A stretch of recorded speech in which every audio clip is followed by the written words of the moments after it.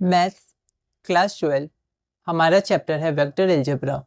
हम सीबीएसई के previous year questions कर रहे हैं जो 2011 से 2023 तक आए हैं।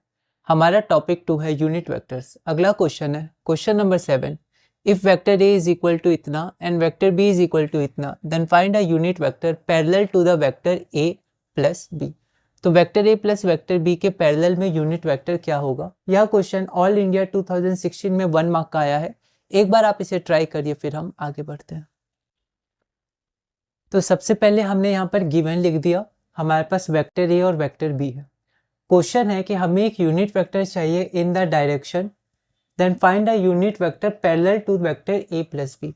तो ए प्लस बी की डायरेक्शन के पैरेलल, ठीक है। तो यहाँ पर ए प्लस बी की डायरेक्शन की तरफ, क्योंकि हमें यहाँ पर पैरेलल दिया गया, मतलब उसकी डायरेक्शन की तरफ, in the direction of vector A plus vector B. तो सबसे पहले हम लोग vector A plus vector B निकालेंगे, फिर उस वेक्टर को निकालने के बाद यूनिट वेक्टर हम निकाल लेंगे जैसे हम निकालते हैं। तो सबसे पहले गिवन में हमने वेक्टर ए और वेक्टर बी लिख दिया, उसके बाद vector A plus vector B हमने निकाला, तो हमारे पास ये आ गया 6 i cap minus 3 j cap plus 2 k cap.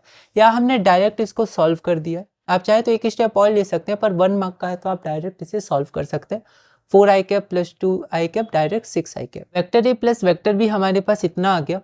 अब vector A plus vector B की डायरेक्शन में यूनिट वेक्टर क्या होगा? तो vector A plus vector B divided by magnitude of vector A plus vector B.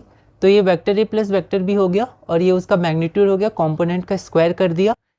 इसका सम 49 आएगा, तो हमने डायरेक्ट 49 लिख दिया, रूट 49 प्लस 7 क्योंकि मैग्नीट्यूड है।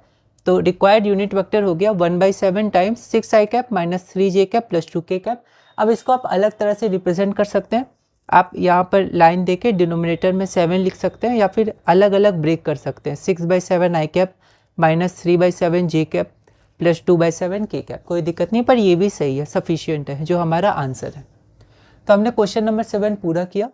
ये क्वेश्चन नंबर 8 आप एक बार ट्राई कर लीजिएगा। सेम क्वेश्चन है, similar. Find the unit vector in the direction of the sum of the vectors. ये और ये इनका सम करके हमें इसी तरह यूनिट वेक्टर निकालना है।